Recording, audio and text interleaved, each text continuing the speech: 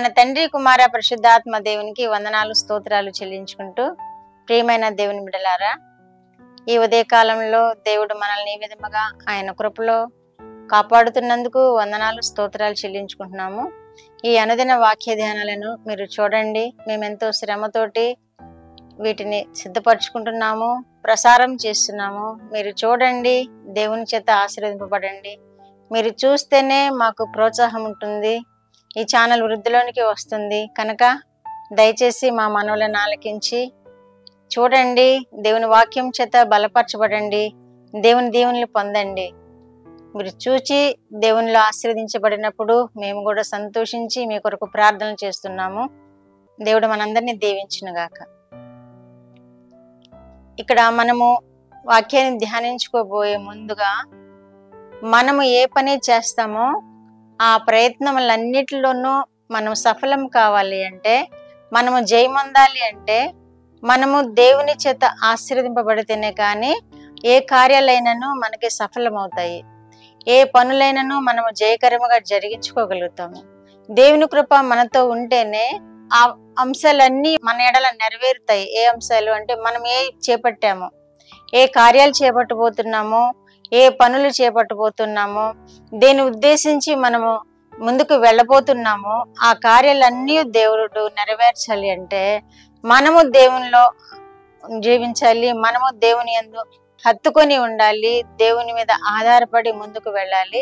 మనం చేసే ప్రతి పనిలోనూ మనకు తోడుగా ఉంటాడు, మనకు జయం ఇస్తాడు, మనము ఆనందించగలుగుతాము. అదే మాదిరిగా మన తోటి వారికి, పేదలకు మనము సహాయపడటం వలన దేవుడు మనల్ని బహుగా ఆశీర్వదిస్తాడని మనకు తెలుసు. కాబట్టి ఇతరులకు, నిస్సహాయులకు సహాయపడాలని దేవుడు ఇష్టపడుతున్నాడు. దేవుని వాక్యం ద్వారా అది తెలుసుకుందాం. ద్వితీయోపదేశ కాండము 15వ అధ్యాయం 10వ వచనం చదువుకుందాం.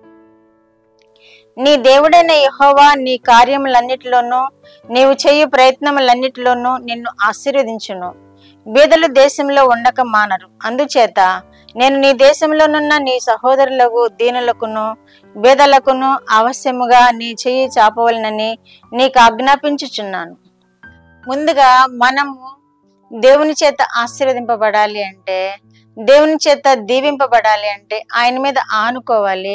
అందుకనే ఆయన మీద ఆనుకొని ఆయన వైపు చూసినప్పుడు దేవుడు ఏమని తెలియజేస్తున్నాడంటే, నీవు చేయు పనులన్నిటిలోనూ, నీ ప్రయత్నములన్నిటిలోనూ నేను నీకు సహాయం చేసేదను వాగ్దానం చేస్తున్నారు దేవుడు ఈవేళ మనకి. మనం ఏ పని పూనుకున్నా, ఏ పని ప్రారంభించనయ్యున్నా అది ముందుగా దేవుని పాదాల యొద్ద పెట్టినప్పుడు దేవుడు వాటిని తప్పక నెరవేరుస్తానని వాగ్దానం చేస్తున్నారు ఈవేళ. నీ కార్యములన్నిటిలోనూ, నీవు చేయు పనులన్నిటిలోనూ నేను సహాయపడతాను అని దేవుడు మనకి మాట ఇస్తున్నారు. కనుక ముందు మనము దేవుని మీద ఆధారపడదాము, దేవుని యొక్క కృప కొరకు మనం వేడుకుందాము. దేవుని యొక్క సహాయం కొరకు ఆయన వైపు చూచినప్పుడు మన కార్యాలన్నీ ఆయన జరిగిస్తారు, మన పనులన్నీ ఆయన జరిగిస్తారు. ఆయనకు మహిమార్థముగా మనం జీవించగలుగుతాము. అంత మాత్రమే కాకుండా బీదలు దేశంలో ఉండక మానరు, కానీ మీరు వారికి సహాయం చేయడి అని కూడా తెలియచేస్తున్నాడు దేవుడు. మనకి ఉన్నంతలోనే బేదలకు సహాయం చేసినప్పుడు, ఎవరైనా ఆహారాలేమి కలిగి గాని, వస్త్రాలేమి కలిగి గాని ఉంటే మనం వారికి సహాయం చేసినప్పుడు దేవుడు మనల్ని హెచ్చిస్తాడు, దేవుడు మనల్ని బహుగా ఆశీర్వదిస్తాడు. మనకి తోచిన విధముగా వారికి సహాయపడినప్పుడు దేవుడు మనకి ఆకాశం విప్పి సమృద్ధి అయిన దీవెనలు మనకి కుమ్మరిస్తాడు, సమృద్ధి అయిన ఆశీర్వాదాలు ఇస్తాడు.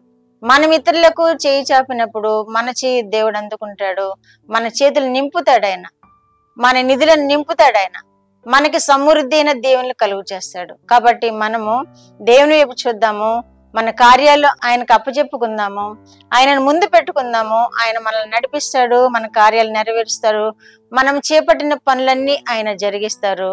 బీదలకు సహాయం చేసినప్పుడు కూడా దేవుడు సంతోషిస్తాడు. మనకి చెప్పారు కనుక మనం ఆ విధముగా చేసినప్పుడు దేవుడు సంతోషిస్తారు, మనల్ని దీవిస్తారు, ఆశీర్వదిస్తారు. ప్రార్థన. మా దేవా, మా ప్రియ పరలోక ప్రభువా, మీ పరిశుద్ధ పాదములకు వందనాలు, స్తోత్రాలు. మా రక్షకుడు అయిన యేసయ్య స్తోత్రములు, పరిశుద్ధాత్మ దేవా స్తోత్రములు. ఇచ్చిన వాక్యము కొరకు స్తోత్రములు ప్రభువా. వినిన బిడ్డలందరినీ మీరు విశేషముగా దీవించండి, వారి పనులను మీరు ఆశీర్వదించండి, వారు చేయబోతున్న పనులన్నిటిలో మీరు సమృద్ధైన ఆశీర్వాదాలు దయచేయండి. వారి కృపలలో మా ప్రభు వారిని నింపండి. వారికి క్షేమం దయచేయండి, ఆయురారోగ్యములు దయచేయండి ప్రభు.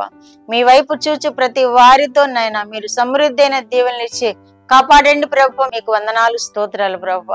ఎవరైనా బలహీనలుగా ఉంటే వారిని బలపరచండి. ఎవరైనా ఏదైనా కొరతలు ఉంటే వారికి కొరతలను తీర్చండి. మీరే మహిమ, ఘనత, ప్రభావాలు పొందుకునండి.